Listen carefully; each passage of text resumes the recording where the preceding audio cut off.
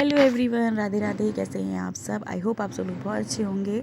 और आज सुबह के 7:30 बज रहे हैं और मैं यहाँ पे रही हूँ अपना दालचीनी का पानी, क्योंकि मुझे चाय पीने की इतनी आदत है कि मैं छोड़ ही नहीं पा रही थी। लेकिन अब मेरी बॉडी ने नो कर दिया है, बिग नो। तो बहुत ज़्यादा नुकसान देने लगी है। तो मैं कोशिश कर रही हूँ कि इसकी हैबिट मुझे डल जाए कि मैं सुबह उठ के दालचीनी का पानी पीऊँ और इसके साथ बैठ के अपनी फ़ोन एंजॉय करूँ, अपना मी टाइम एंजॉय करूँ। तो ये मेरे लिए बहुत ज़रूरी है, एनर्जेटिक चाहिए मुझे। और उसके बाद रेडी शेडी होके तैयार श्यार होके हम चल दिए हैं मंदिर। और मंदिर से आने के बाद अब हम बनाएंगे अपना ब्रेकफास्ट। तो चलिए जी, ब्रेकफास्ट में आज हमने बनाए हैं अपने आलू के परांठे। और आलू के परांठे जो है ना, उसमें सब बेसिक सा मसाला ही डाला है जो सभी डालते होंगे। नमक, मिर्च, गरम मसाला, चाट मसाला, भुना हुआ जीरा, हर अदरक, हरी मिर्च और हरा धनिया। हरा धनिया हालांकि मैंने नहीं डाला, मैं डालना भूल गई हूँ, अभी याद आ रहा है वीडियो एडिट करते हुए कि अरे हरा धनिया भी तो रह गया। तो लेकिन अब कुछ हो नहीं सकता क्योंकि हम खा पी चुके हैं। तो नेक्स्ट टाइम जब बनाऊंगी तब डालूंगी हरा धनिया। और आपकी बार ना एक पंगा और हो गया है कि संक्रांति और एकादशी एक ही दिन है, तो समझ ही नहीं आ रहा है कि क्या करें।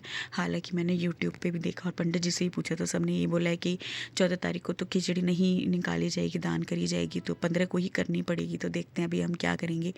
शायद 15 को ही अब उसको मिनसने के बाद दान करी जाएगी जो निकालते हैं खिचड़ी। तो देखते हैं कैसे होता है। और यहाँ पे हमारे बन गए हैं आलू के बढ़िया बढ़िया से परांठे। सर्दियों में ये बहुत मज़ा रखते हैं, गर्मियों में भी अच्छे लगते हैं, लेकिन सर्दियों में तो भरवा परांठों का मज़ा कुछ अलग ही होता है। तो आपने बनाया है या नहीं, ज़रूर बताना। तो बस जी, उसके बाद एक बात और बता देती हूँ, कर लेती हूँ कि बहुत दिन हो गए हैं कोई व्लॉग नहीं आया है। तो बस क्या कर सकते हैं, टाइम ही नहीं मिल रहा था। बहुत कुछ हुआ है, ऐसा नहीं है कि कुछ नहीं हुआ है, बहुत कुछ हुआ है, लेकिन शूट नहीं कर पाई बस। और बहुत ही बढ़िया से मंदिर के दर्शन भी करके आई हूँ। हमारे यहाँ यमुनानगर जगाधरी, यहाँ के पे 1 घंटे की दूरी पर ही यहाँ पे केदारनाथ और बद्रीनाथ धाम है, जो बहुत सुंदर है। पहाड़ों के ऊपर बिल्कुल बद्रीनाथ के मंदिर जैसा ही यहाँ पर वो मंदिर है। और भोले बाबा का केदारनाथ का मंदिर है। बस वहाँ की कुछ क्लिप्स ली हैं, वो देखती हूँ, मैं इस वीडियो में डाल दूँगी। पहाड़ों के ऊपर बहुत खूबसूरत, वहाँ से सरस्वती नदी का जो है उद्गम हुआ है, यानी सरस्वती नदी निकलती है जहाँ, वहीं पर ये मंदिर है। और बहुत ही प्राचीन और इसकी बहुत ही महिमा इसकी मंदिर की है, दोनों की। तो वहाँ हम गए थे, लेकिन व्लॉग नहीं बना पाई क्योंकि बंदर इतने ज़्यादा थे कि फ़ोन निकालने की हिम्मत ही नहीं हुई। बहुत मुश्किल से थोड़ी बहुत ही क्लिप्स ली हैं। डर लग रहा था कि कहीं बंदर फ़ोन ही ना उठा के ले जाएं। तो जितनी भी है मैं डाल दूँगी। यहाँ पे मैं साथ के साथ लंच भी तैयार कर रही थी क्योंकि मुझे जाना था। तो मैंने कहा लंच तैयार कर देती हूँ, बच्चों को फिर जब भी खाना होगा वो आराम से खा पाएंगे। तो यहाँ दाल मखनी बन रही थी, जिसके लिए मसाला रेडी किया है, जिसमें है प्याज, टमाटर, अदरक, हरी मिर्च, दालचीनी, लौंग और बड़ी इलायची। इनको मैं अच्छे से भून लूँगी और फिर ठंडा होने पे इनको पीस लूँगी। और हरा धनिया, हरा धनिया तो आप ज़रूर डालें और अच्छी खासी क्वांटिटी में डालें, ऐसा नहीं कि थोड़ा बहुत। एक मुट्ठी भर के मैंने इसमें हरा धनिया डाल दिया था। मसाला पे जो है ना भुन चुका था, चावल भी बन रहे थे और दाल भी मेरी उबल रही थी साइड में। और भी किचन आपने देखा कि पूरी गंदी हुई पड़ी थी। बस इतने, ये मसाला थोड़ा सा ठंडा हुआ, इतने मैंने अपनी पूरी किचन एकदम साफ़ कर दी है। और बस यही होता है कि जिस टाइम काम कर रहे होते ना, जल्दी हो रही होती है, तो उस टाइम तो मैं सब ऐसे ही छोड़ देती हूँ। बट हाँ, जब थोड़ा रिलैक्स होती है, 1 सेकंड का भी अगर मुझे टाइम मिलता है, तो उसमें मैं सब कुछ साफ़ कर देती हूँ किचन को। और यहाँ पे मसाला हल्का सा ठंडा हुआ था, बहुत हल्का सा, यानी आप भी देख सकते हो धुआं निकल रहा है, तो यानी गर्म तो पूरा है। तो पहले ना मैं इंतज़ार करती रहती थी कब ये ठंडा होगा, कब पीसूँगी। बट अब मैंने एक ट्रिक अपनाई है, वो बहुत ही मज़ेदार और आसान रहता है मेरा काम। तो मैं इस मसाले में ना ठंडा ठंडा दूध डाल दूँगी। अगर आप कोई ऐसी डिश बना रहे हैं जिसमें आप दूध या मलाई ऐड करना चाहते हैं, तो ये ट्रिक सबसे बढ़िया है। ठंडा दूध आप इसमें डाल दीजिए। ठंडा इन सेंस कि रूम टेम्परेचर का भी हो, तो सर्दियों में चलता है। तो उससे क्या होता है ना, मसाले का टेम्परेचर भी नॉर्मल हो जाएगा, यानी कि जल्दी ठंडा हो जाएगा पीसने के लिए। और दूध की वजह से इसका कलर वगैरह टेक्सचर क्रीमी हो जाता है, बहुत अच्छा रहता है। तो बस दूध डाल दिया और अब इसको मैं फटाफट पीस लूँगी। अब मुझे इंतज़ार करने की ज़रूरत नहीं कि कब ठंडा होगा और कब मैं इसे पीसूँगी। तो मैं अभी इसे फटाफट से पीस दूँगी। और पीसने के बाद चलिए आपसे फिर दिखा देती हूँ। ये देखिए पीस लिया। और हरा धनिया डालने की वजह से जिसका कलर है, ये भी थोड़ा सा डार्क ग्रीन, डार्क सा आया, मतलब थोड़ा ग्रीनिश उसमें आया है कलर। धनिया हमारी हेल्थ के लिए बहुत अच्छा होता है, हमारी बॉडी के लिए। आप ज़रूर ऐड कीजिए अपने खाने की चीज़ों में, सब्जियों में, सब में, मसाले में आप ज़रूर ऐड कीजिए। और एक फ्लेवर भी देता है अपनी डिश को। और सब मसाला पीसिए। और कढ़ाई ये थोड़ी मसाला भुना था ना, तो थोड़ी हल्की थी, तो इस पर मसाला लगा लगा सा हो रहा है, बट कोई बात नहीं, ये तो सब छूट ही जाएगा अभी। और उसके बाद मैंने डाला है घी। घी में डाली है हींग और जीरा, और बस इस मसाले को मैंने पीस लिया। और मसाले में जो खड़े मसाले थे ना, यानी दालचीनी, इलायची, वो भी मैंने सब इसी में पीस दिए। आप चाहें तो निकाल भी सकते हैं, मैंने तो सब पीस पास दिया है इसके अंदर। तो बस अब इसको अच्छे से भून लेंगे। और भूनने के बाद जो है हम क्या करेंगे, भूनने के बाद इसमें हम दाल मिक्स कर देंगे। तो दाल चावल सब हमारा एकदम रेडी हो जाएगा एक साथ, यानी एक ही टाइम में हमने सारे काम कर लिए। मल्टीटास्किंग जिसे कहा जाता है।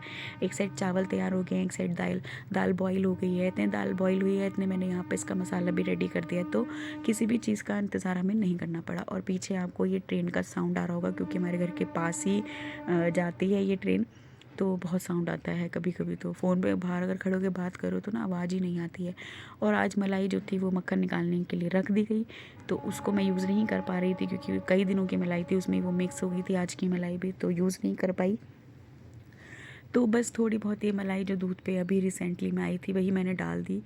चलो, अपने मन को तसल्ली देने के लिए तो बहुत ही है, वरना तो उसका कोई मतलब नहीं बनता। वरना कम से कम 3 चम्मच 4 चम्मच मलाई बढ़िया वाली गाढ़ी वाली होनी ही चाहिए। बट चलो कोई बात नहीं, अभी तो घर के लिए ही बना रहे हैं, कोई गेस्ट तो आ नहीं रहा है, तो बस काम चल ही गया हमारा। और दूध डालने से थोड़ा क्रीमी पहले से ही हो जाता है।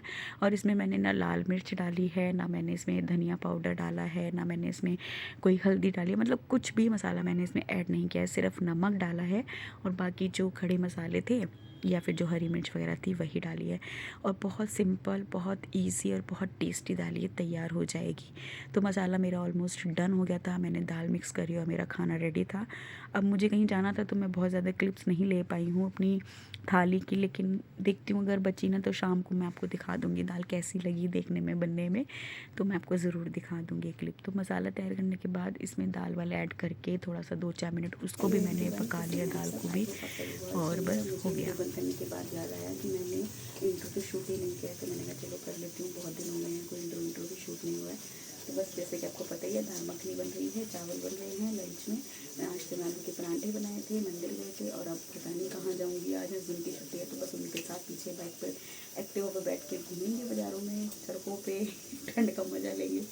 और बस फिर जब आएंगे तो अपना बिल्कुल टेंशन फ्री, बच्चों का खाना एकदम रेडी, उनका जब मन करेगा वो खा लेंगे, कोई टेंशन अब मुझे नहीं रही है। तो बहुत देर से कोई ब्लॉग नहीं आया है, देखते हैं अगर तो क्या रहता है।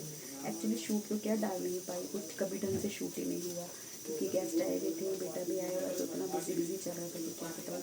इस बीच में मैं 2 बार यहाँ हमारे ना यमुनानगर में मंदिर है केदारनाथ और बद्रीनाथ का, बहुत ही सुंदर पहाड़ों के ऊपर मंदिर है हमारे घर के पास, बहुत ही पास पहाड़ शुरू हो जाते हैं। तो बस हम गए थे वहाँ, उसकी छोटी मोटी क्लिप्स मैं डाल दूँगी। बंदर इतने ज़्यादा थे कि कोई वीडियो ही नहीं बना पाई, बंदरों से फ़ोन बचाने के चक्कर में बड़ा दुख हुआ मुझे यार। मैंने कहा यार क्या है ये, वीडियो नहीं बना पा रही हूँ मैं बंदरों की वजह से, बट क्या कर सकते। बट हम बहुत ही आनंद आया वहाँ जाके, भोले बाबा के दर्शन करे, बद्रीनाथ के दर्शन करे, और तो क्या ही चाहिए। बद्रीनाथ केदारनाथ धाम है ये, और बहुत ही सुंदर, बहुत ही सुंदर। आपको कभी मौका मिलेगा तो दिखाऊंगी ज़रूर। तो चलिए जी, मिलते हैं आपसे थोड़ी देर बाद, बाय बाय। तो जी ये रही उसकी क्लिप जिसके बारे में आपको बता रही थी। केदारनाथ धाम और बद्रीनाथ धाम यमुनानगर में ही ये है, यानी यमुनानगर से 1 घंटे की ही दूरी पर है, और मेरे ख्याल से जो ज़िला है वो यमुनानगर ही पड़ता है इसका। तो बहुत ही सुंदर ये मंदिर रहे हैं। बद्रीनाथ का मंदिर तो बिल्कुल बद्रीनाथ के मंदिर जो एक्चुअल में हम जानते हैं उसकी तरह ही है। और केदारनाथ का मंदिर भी बहुत सुंदर है, बहुत प्यारी शिवलिंग है वहाँ पे। बहुत अच्छे से हमारा अभिषेक हुआ, क्योंकि अभी ना यहाँ पे बहुत ज़्यादा भीड़ भाड़ नहीं है, बहुत ही कम लोग यहाँ आते हैं, तो इसीलिए आपके दर्शन बहुत अच्छे से, बहुत शांति से हो जाते हैं। कोई रिस्ट्रिक्शंस नहीं है कि यहाँ बैठना नहीं है, चलो चलो चलो, भाग दौड़ नहीं है, कुछ नहीं है। बस हाँ, बंदर ज़रूर हैं बहुत ज़्यादा, जो परेशान करते ही हैं, जिनसे डर लगता है। इसी वजह से मैं बहुत ज़्यादा व्लॉग नहीं कर पाई, और मुझे इतना दुःख है ना इस चीज़ का कि मैं आपको क्या बताऊँ। पर चलो ठीक है, जितनी भी क्लिप्स मैंने ली वो मैंने डाल दी हैं, आप देख लीजिए। और यहीं से सरस्वती नदी का उद्गम भी हुआ है, जो विलुप्त रूप में यहाँ बहती हैं। बहुत ही पतली सी धार उनके यहाँ से बहती है, और आगे जाके तो फिर पूरी नदी वो है ही। तो यही वो स्थान है जहाँ से सरस्वती नदी निकलती हैं, और बहुत ही महिमापूर्ण, बहुत ही सुंदर ये स्थान है, बहुत ही प्यारा ये स्थान है। आप लोग भी ज़रूर आइए, पहाड़ों के एकदम ऊपर है। और यहाँ से ना 3 किलोमीटर की चढ़ाई करके यहाँ माता रानी का भी मंदिर है, जहाँ हम लोग नहीं जा पाए क्योंकि शाम हो रही थी। आप देख ही सकते हो पहाड़ों के ऊपर ये निकलता हुआ सूर्य भगवान, बहुत ही मज़ा आ रहा था। एक्चुअली शाम का टाइम था तो नीचे जा रहा था, यानी कि डूब रहे थे, लेकिन बहुत प्यारे लग रहे थे। तो बस वो भी मैंने ले लिया। अब इंजॉय कर लीजिए।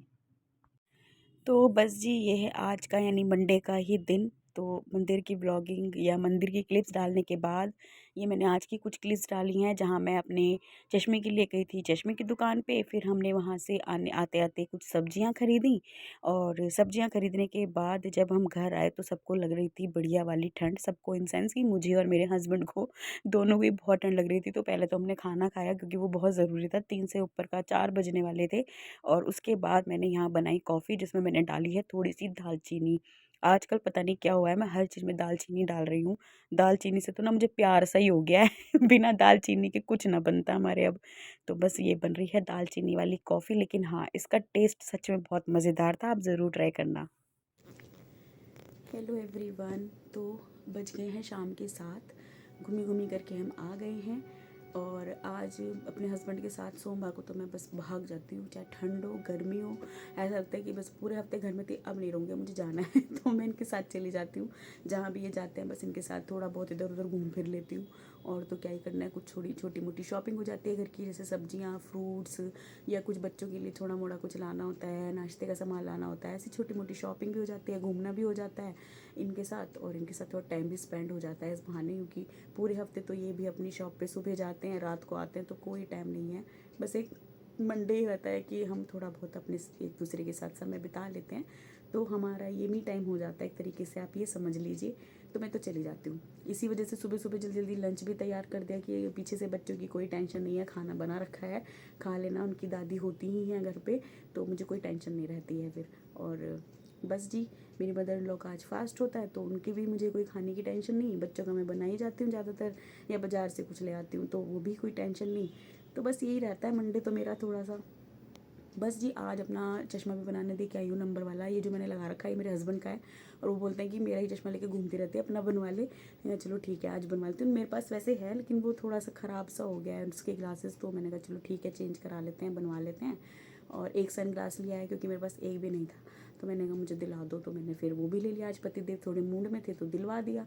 कई बार तो मना भी कर देते हैं कि अभी नहीं, बाद में ले लेना, लेकिन आज उन्होंने चलो दिलवा दिया, तो वो भी है। कल आपको दिखाऊंगी, कल ही मिलेंगे। और बस जी, और तो कुछ खास नहीं, जो भी थोड़ा बहुत किया आपको दिखा दिया। मंदिर गई थी 3-4 दिन पहले, वो भी क्लिप्स मैंने थोड़ी बहुत डाल दी हैं। अगर आप आसपास रहते हैं तो ज़रूर जाना, बहुत अच्छा है। और जी चलिए, मिलते हैं अब आपसे नेक्स्ट व्लॉग में। तब तक के लिए लंच डिनर में आप कुछ नहीं बनाना है, मुझे दाल रखी हुई है। बच्चे कहते हैं कि थोड़े एक्स्ट्रा बनाया करो, दाल छोले राजमा, तो बच्चों के फेवरेट होते हैं, तो मैं थोड़े एक्स्ट्रा ही बनाती हूँ। तो बस आप कुछ नहीं करना काम, जाके सिर्फ रोटी बनानी है और कुछ नहीं करना है।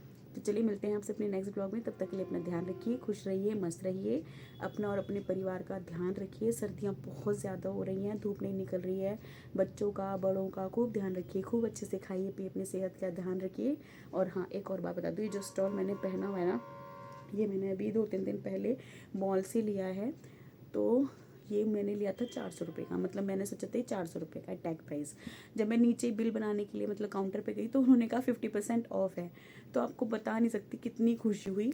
मुझे ऐसा लगा कि जैसे सबसे सस्ती चीज़ मेरे लिए यही थी दुनिया की और कुछ है ही नहीं। बहुत मज़ा आया मुझे लेके 200 रुपये में ये। और बहुत गर्म है, बहुत अच्छा है, सॉफ्ट है, बहुत खुश हूँ मैं इसके साथ। और अब तो मुझे ऐसा लग रहा है जैसे मेरे पास एक यही स्टॉल है और मेरे पास कोई स्टॉल ही नहीं है। जहाँ भी जाती हूँ क्या पहनूँ, यही पहन लेती हूँ क्या पहनूँ, यही पहन लेती हूँ। तो मेरे साथ तो ऐसा बहुत है, जब मैं कोई नई चीज़ खरीदती हूँ ना, तो ऐसा लगता है जैसे अब यही है मेरे पास और कुछ नहीं है। तो चाहे वो सूट हो, सैंडल हो, स्टॉल हो कुछ भी हो। तो आपके साथ भी ऐसा होता है नहीं, मुझे ज़रूर बताना। कहने को तो ना बच्चों को होता है नई चीज़ का, लेकिन बड़ों को भी पूरा चाव होता है देखो नई चीज़ का। तो मुझे तो बहुत ज़्यादा है, मैं जब भी कोई नई चीज़ लेती हूँ तो लगता है बस अब यही है मेरे पास, और नहीं है कुछ भी तो बस इसे ही पहन पहन के करो खराब। तो बस इसी के ऊपर हूँ मैं आजकल, 2-3 दिन से तो बस यही पहन रही हूँ तो मैच भी हो जाता है सबके साथ, कलर ऐसा है ना कि सब पे चलता है, तो बस यही पहना जाता है।